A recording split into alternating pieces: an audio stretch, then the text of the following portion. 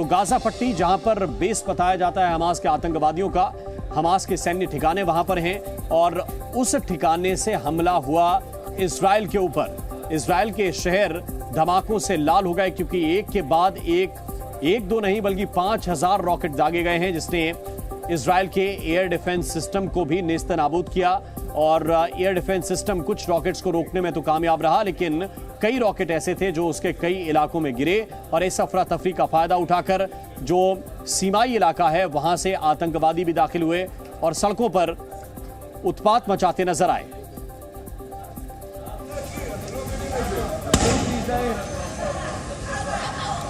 और इस वक्त एक और बड़ा अपडेट मिल रहा है, एक और बड़ी खबर इस वक्त मिल रही है।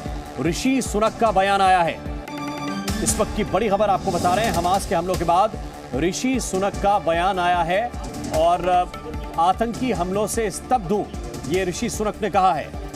इजराइल को रक्षा करने का पूर्ण अधिकार है, ये ऋषि सुनक ने कहा है। इस वक्त की बड़ी खबर, लगातार कई देश इजराइल का अब समर्थन कर रहे हैं और उनमें ब्रिटेन भी है। ब्रिटेन ने कहा है कि आतंकी हमलों के बाद इजराइल को अपनी रक्षा करने का पूर्ण अधिकार है।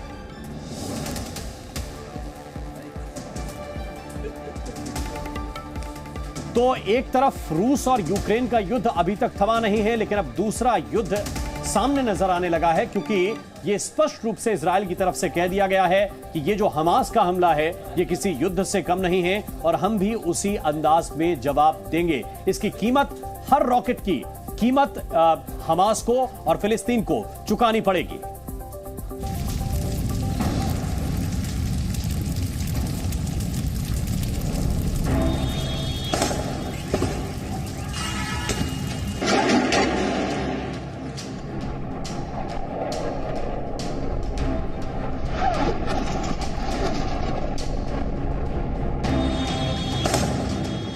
रूस यूक्रेन युद्ध की आग अभी बुझी भी नहीं है और महायुद्ध का एक और बड़ा मोर्चा खुल गया है। हमास ने इजराइल पर जिस अंदाज में हमला बोला है उससे तो यही लग रहा है कि अब यह आग महायुद्ध में तब्दील होने वाली है।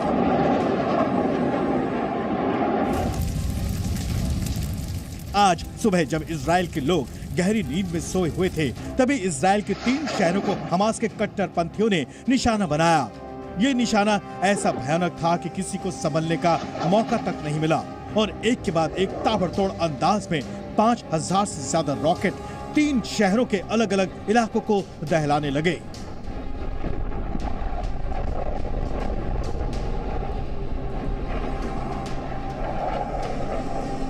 फिलिस्तीन की तरफ से हुए इस हमले के बाद इजराइल ने जोरदार पलटवार शुरू कर दिया है।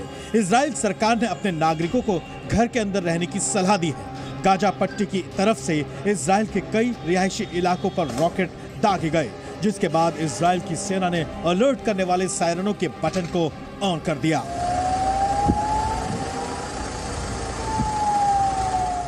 इन सायरनों की गूंज इजराइल की राजधानी तेल अवीव तक सुनाई दी। इन हमलों के फौरन बाद इजराइल के प्रधानमंत्री बेंजामिन नेतन्याहू मीडिया से मुखातिब हुए और कहा कि अब हम युद्ध में उतर चुके हैं, लिहाजा इसे युद्ध का औपचारिक ऐलान माना जा रहा है। לא בסבבים, במלחמה.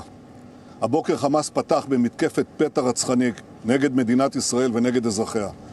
אנחנו בתוך זה משעות הבוקר המוקדמות. כינסתי את ראשי מערכת הביטחון, הנחיתי קודם כל לטהר את היישובים מהמחבלים שחדרו פנימה.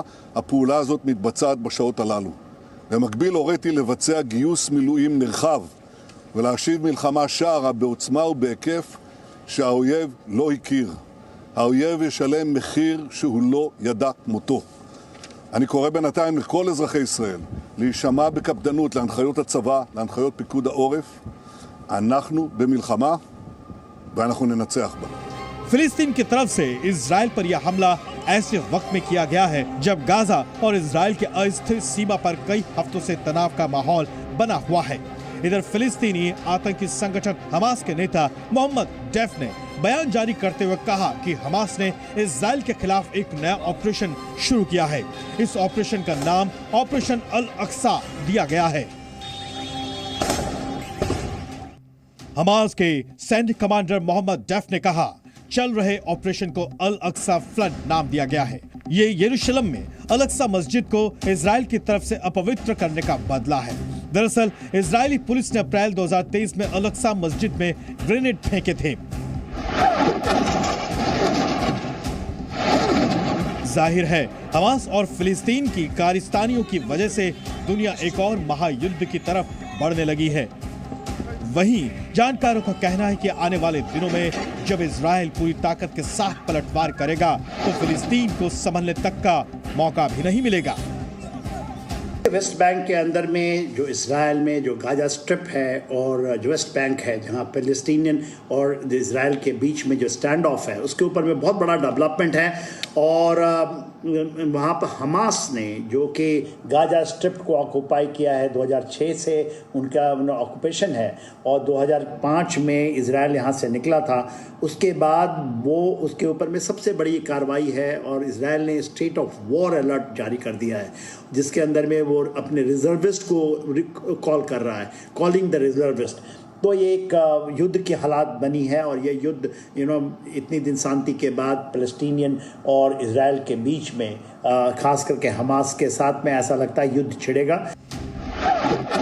इजराइल पर पहले हमला बोलकर हमास ने अपने इरादे जाहिर कर दिए हैं। हमास को ये भरोसा है कि दुनिया के कई मुल्क उसके साथ खड़े हो जाएंगे। वहीं दुनिया पर एक महायुद्ध भारी पड़ने वाला है क्योंकि इस युद्ध का असर दुनिया के तमाम मुल्कों पर होगा। वहीं खतरा तो ये भी है कि कहीं ये युद्ध विश्व युद्ध में तब्दील न हो जाए।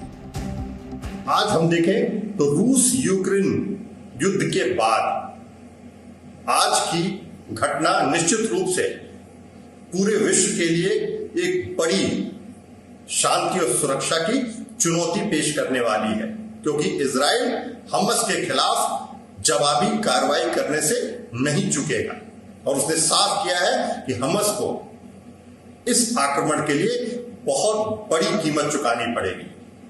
जहां तक इजराइल फिलिस्तीन संघर्ष के इतिहास का सवाल है, निश्चित रूप से 1967 में अरब इजराइल वॉर के बाद इजराइल ने वेस्ट बैंक पे अपना प्रभुत्व स्थापित कर लिया और यह संघर्ष उसके बाद लगातार जारी है। हमास के हमले पर इजराइल के रक्षा मंत्री का सख्त बयान आया है। उन्होंने साफ कर दिया है कि अब निर्णायक लड़ाई होगी। חמאס עשה טעות חמורה הבוקר, הוא פתח במלחמה כנגד מדינת ישראל. חיילי צה"ל נלחמים בכל נקודות החדירה כנגד האויב. אני קורא לאזרחים להישמע להוראות פיקוד העורף ולבצע אותם כלשונן. מדינת ישראל תנצח במלחמה הזאת.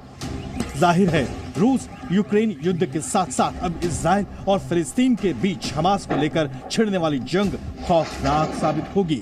ब्यूरो रिपोर्ट, जी मीडिया। जी न्यूज़।